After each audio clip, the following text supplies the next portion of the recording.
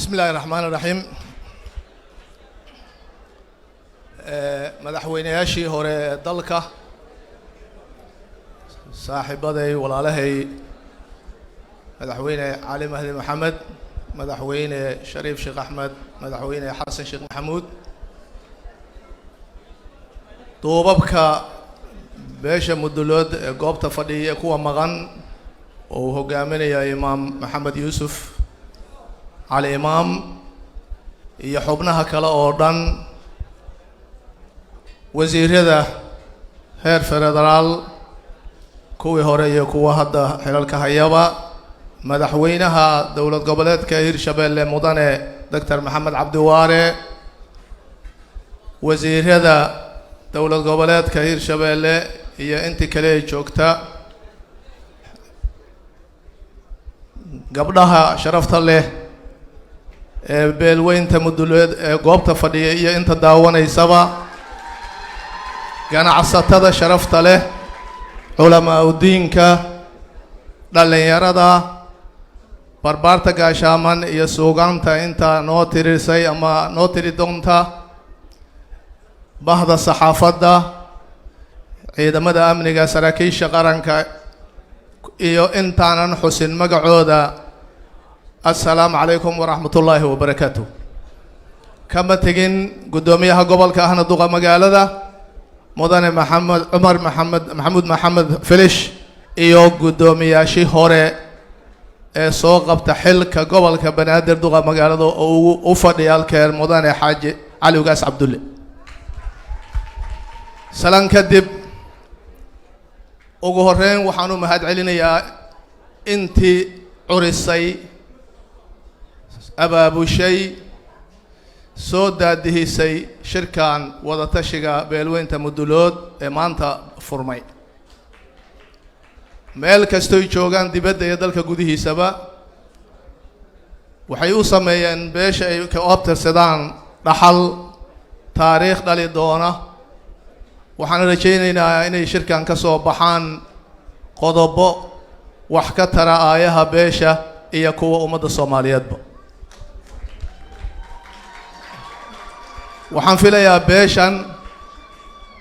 taariikhdeeda waa la taataabtay cid la baranaya ma ahan gobonimo doonkii laga soo bilaabo ilaa maanta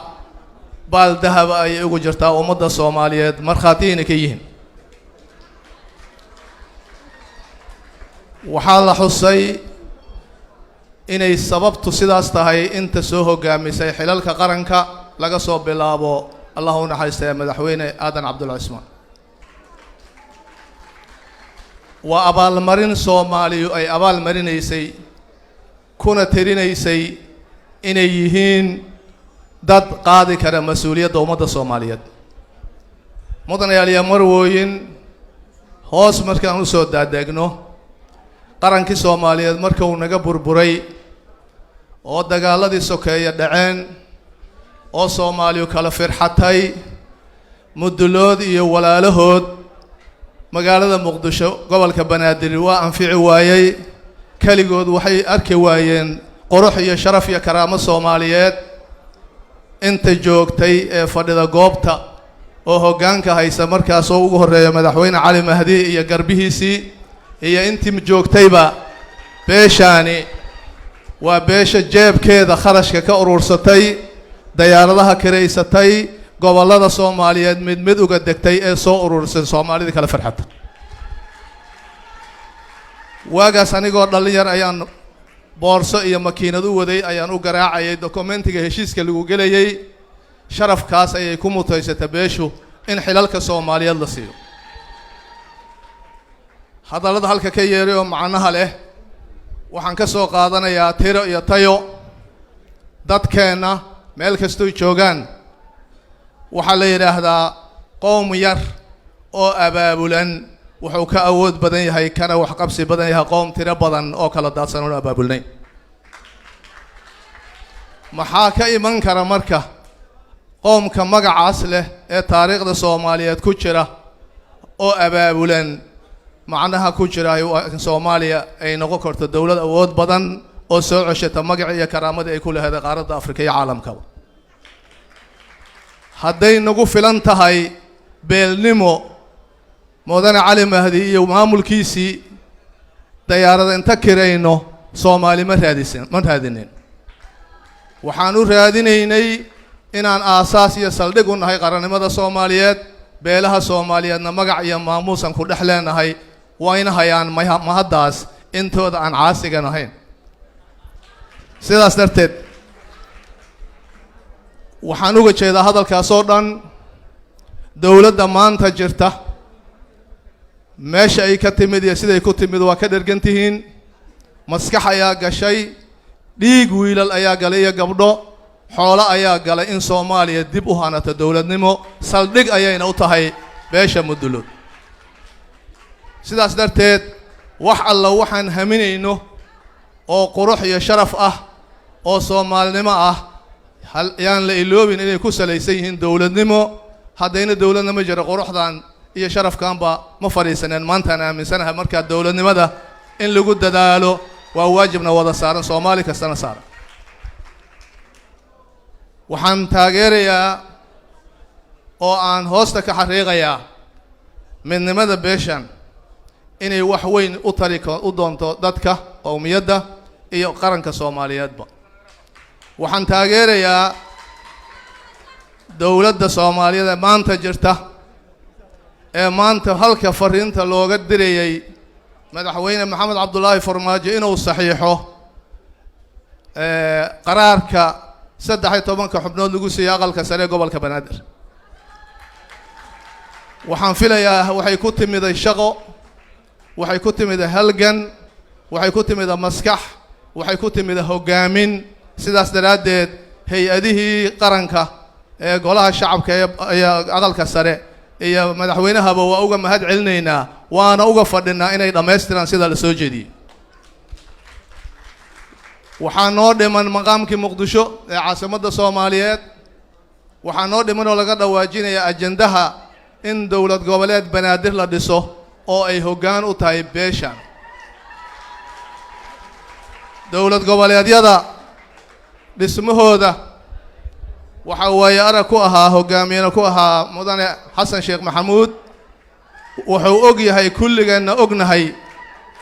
in dadka deegaanadu dhisteen dawladuna fududeys cidda laga rabo inay dhisto oo hor kacdo waa bulshada gobolka Banaadir oo kala harin oo qoyskan ama beeshan hoggaanka u tahay ama gogosho u tahay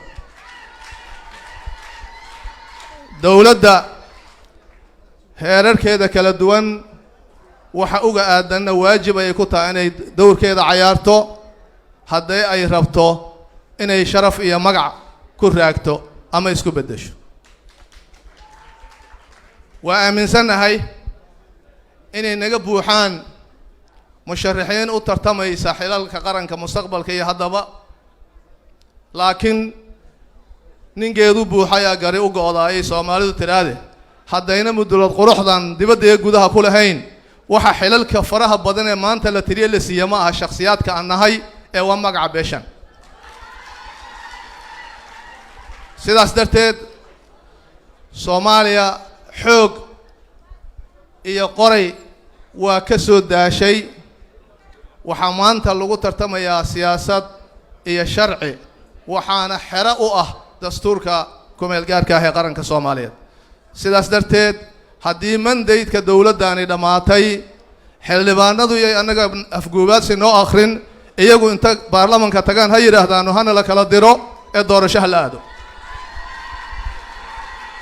waxaan aaminsanahay doorasho inay dhacdo inay waqtigeeda ku dhacdo inay si nabada ku dhacdo inaan khasab iyo